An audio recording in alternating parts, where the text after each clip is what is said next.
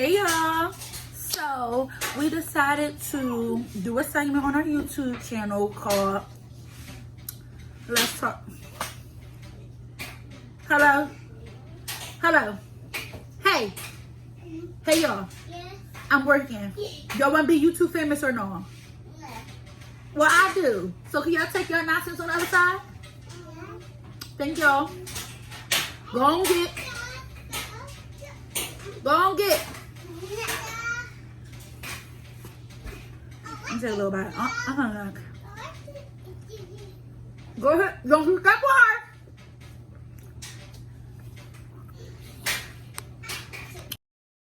Hey y'all. So not y'all. I was speaking to the people. Hey girl. Hey. Anywho, y'all. So go play Ding Ding.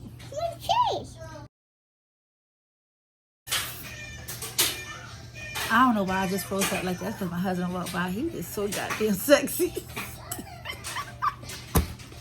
Hey y'all. So we decided to come on our YouTube channel and start a segment called Let's Talk Relationship.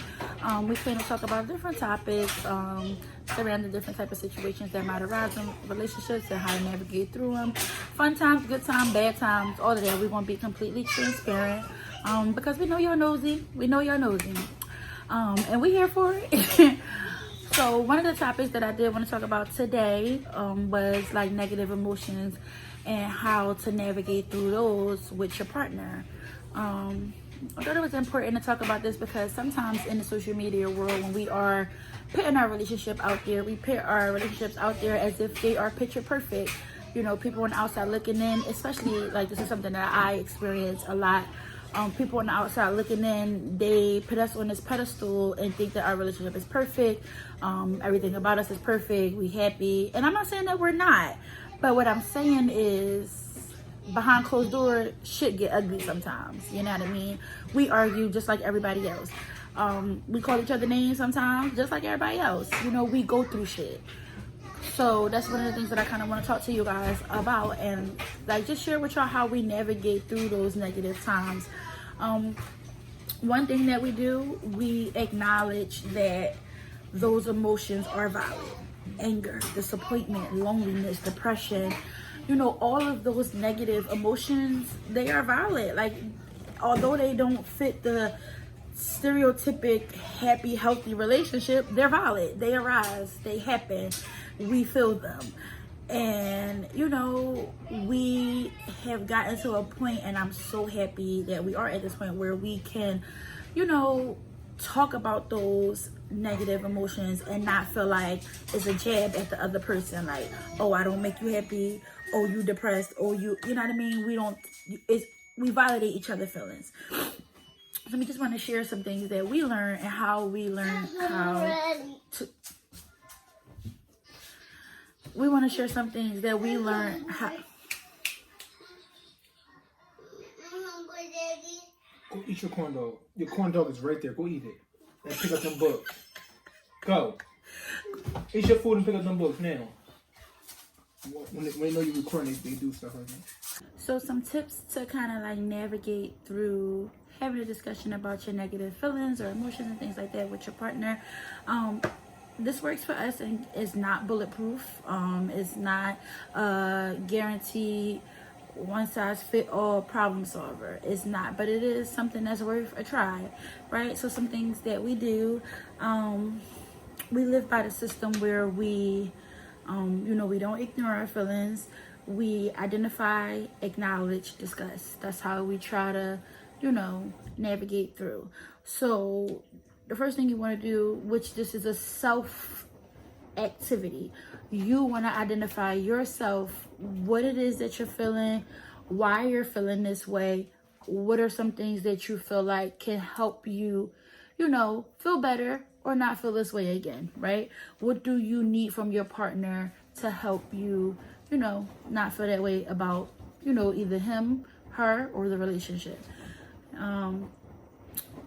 The acknowledge part is pretty much, it can be a self activity, but it's more so geared towards together activity. So the way you use it for self is just to acknowledge that you do have those feelings like, damn, I am mad today, or yeah, I am upset today, or yeah, I do need a break. That's how you would, use it as a self activity.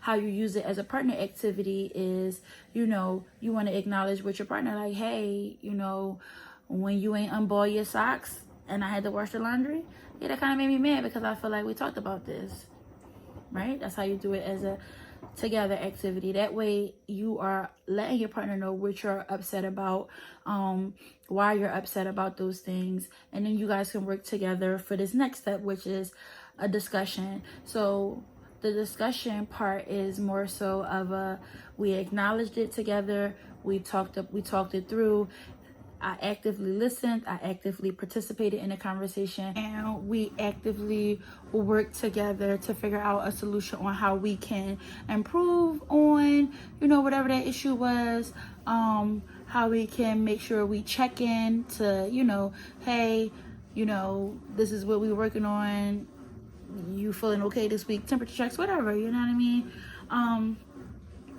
Another thing that you want to do with these negative feelings, you want to make sure that, now this for my relationship is important.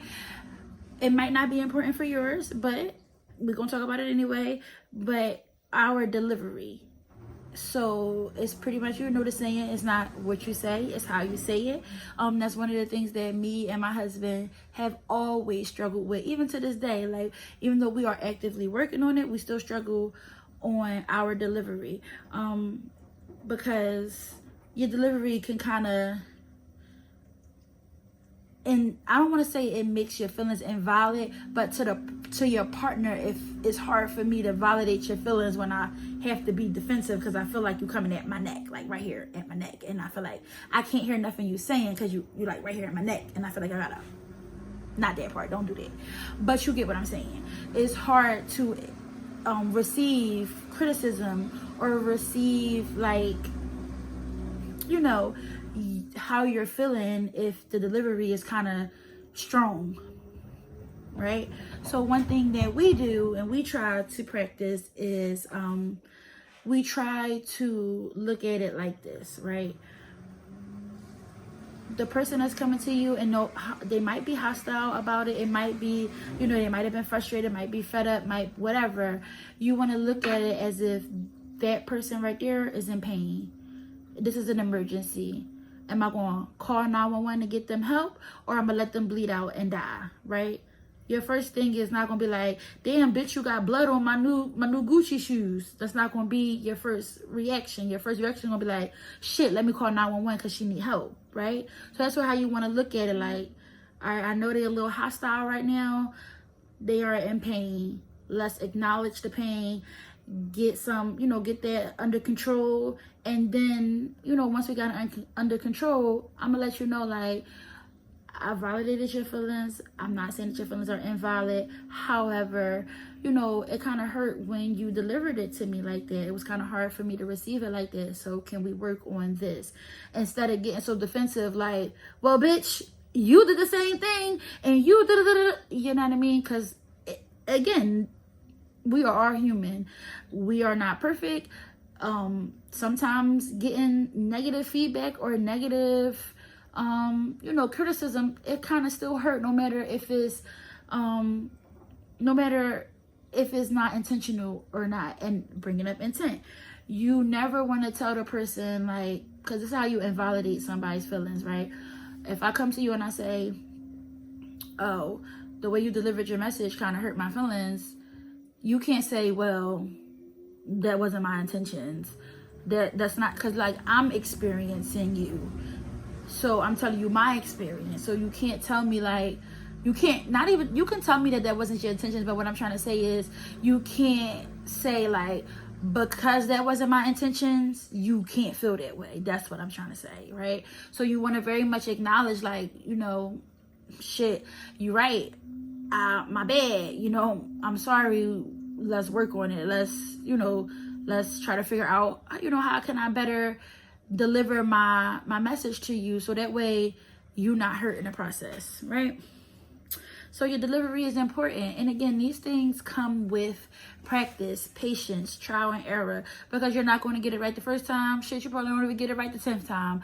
But if you are actively trying to be better, I know that's something that I appreciate, and I'm pretty sure a lot of people can appreciate that. Like, you're actively trying to change, you're actively working on, you know what I mean, your flaws, because ain't nobody perfect, ain't nobody, and we ain't about to pretend to be. We not. I know I'm not. Shit. Because I know it's some things, like with me, even in my relationship, that I still struggle with, and I still kind of, you know, slip up into old habits, especially when you get comfortable. You tend to, you know, fall back into your old ways. Like, nigga, I said what I said and I mean what I said, and I'm not apologizing for it. But then it's like, if my husband do that to me, I'm gonna feel like, you hit me right. You know, I'm not gonna like that. So I think that that's another thing, to try to put yourself in other person's shoes. And like, although your feelings are valid, you want to make sure that you also are not hurting your partner in the process when you're delivering those negative feelings or those negative, you know, emotions that you might be feeling. So again, it takes time to build healthy communication skills, but it is important to thrive in your relationship, because you don't want to be holding on to no negative emotions and they just intensifying, and then one day you just have an outburst and, you know, your relationship is, you know, ending. Worst case scenario. But that's all for this segment. If you have any questions, comments, topics that you want us to discuss, please leave them down in the comment section and we will talk about it, because we're here for it. All right. See y'all next time.